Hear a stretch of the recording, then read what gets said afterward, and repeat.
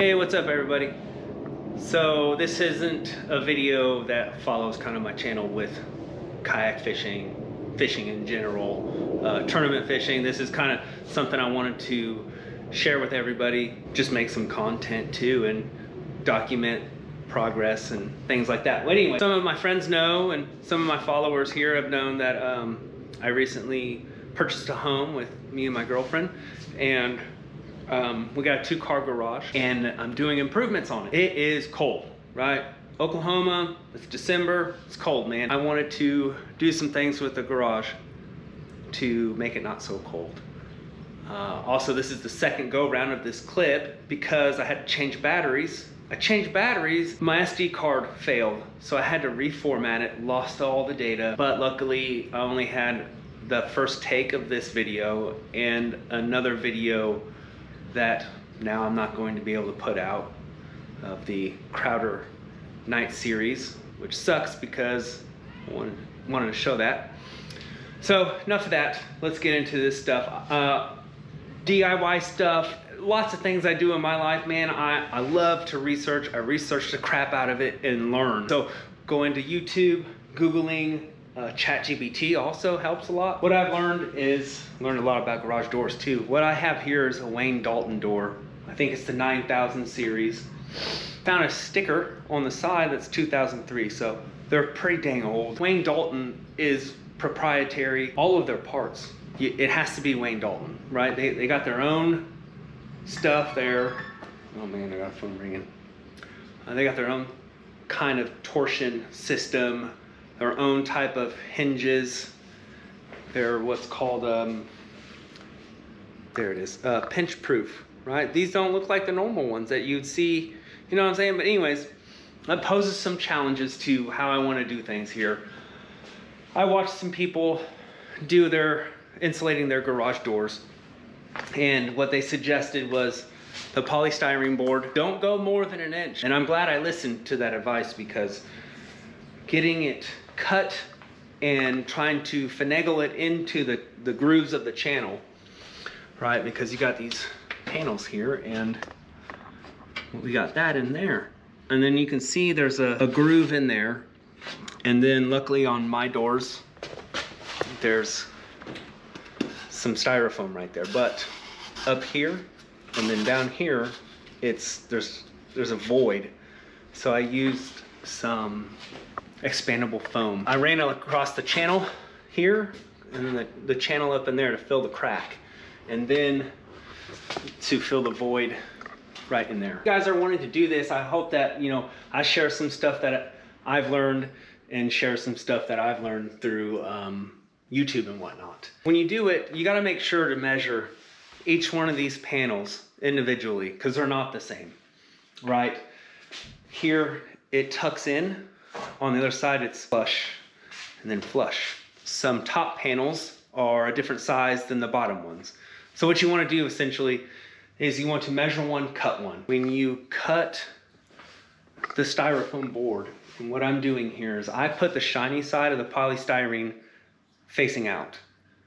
So what I did was I cut a 45-degree angle on this cut going across. So then I shove it up in there, and then I can peel it back and get up in there. Easier said than done, because I want it to look good and I want it to be good.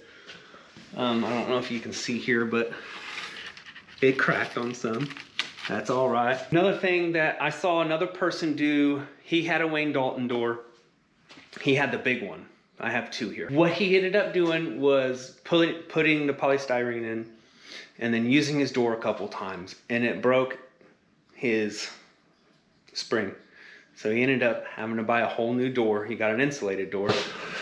Look, I'm no expert, but I did call a garage door installer, and I told him what I'm gonna do, and he's like, you know, that's only a few pounds on the door, you'll be all right. We also don't use our doors as our front entry, so that's a plus. He's like, it should be fine. I've operated the doors a few times.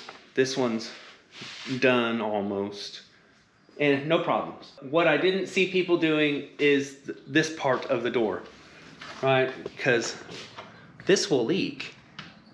that will leak. There's nothing doing it.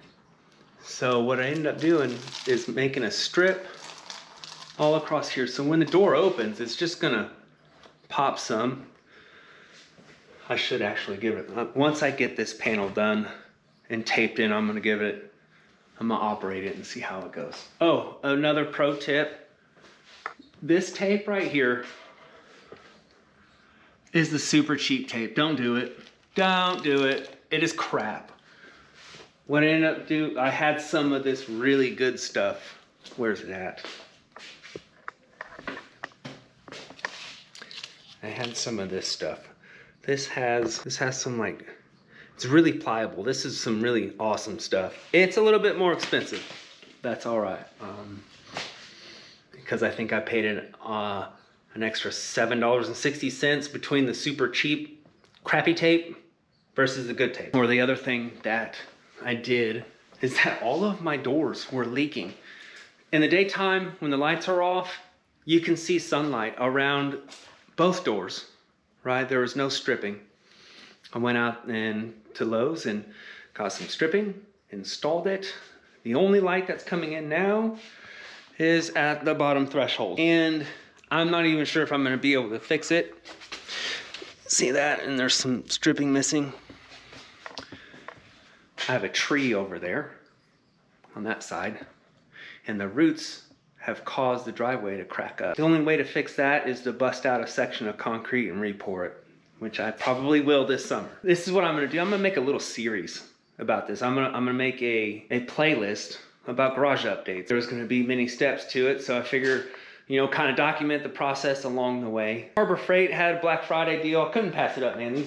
I like Harbor Freight. I don't care what anybody says. They had these shop lights,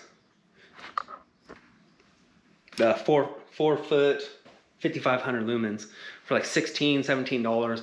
I went and picked up 2, and I hung them right here. Because the only source of light I had is that, and that's not enough. If I'm doing some projects in here, man, I can't see hardly nothing. Ultimately, my goal here is to insulate the garage a little bit, insulate these garage doors. At some point, it is not insulated up above. Heck, I don't even know if those exterior walls are insulated. I don't know. So maybe at some point I will put some bats, insulation bats up above, infrared, ceramic, radiant heater, because we already have the gas line ran in here for a gas dryer. So hopefully make this little project area where I work on lures and fishing rods and things like that, and I won't freeze to death doing it. Maybe start making custom rods out here. But in order to do that, you had to have about 70, 75 degrees for the epoxy to cure right. That would be a whole nother video there. But anyways, stay tuned. I'm gonna show some more stuff as it goes along.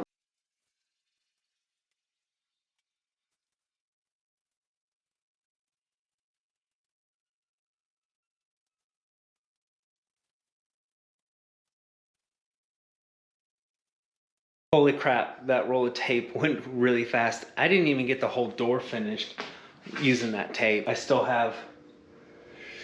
got that to go to tape, and I started probably on that panel with a half a roll. $27 or so for that roll of tape, and I still got a whole nother door to do.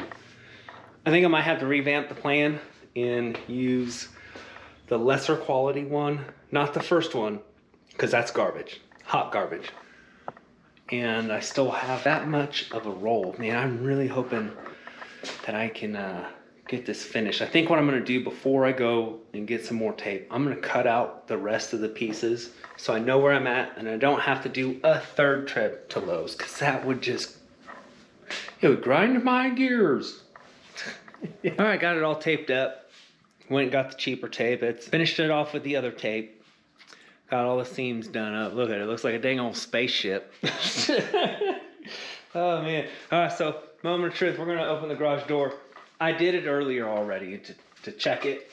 But I'm going to open it. I'm going to run over there, and you'll see how it opens.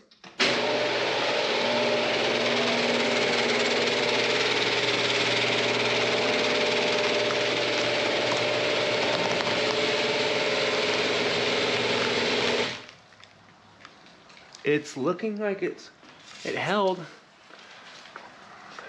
Yeah.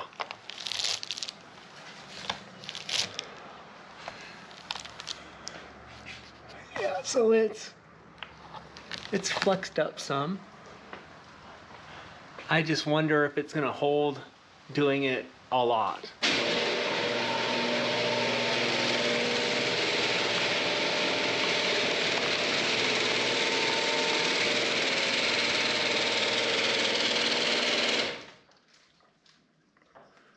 All right, on to get this one taped up and get it done. I call it a night.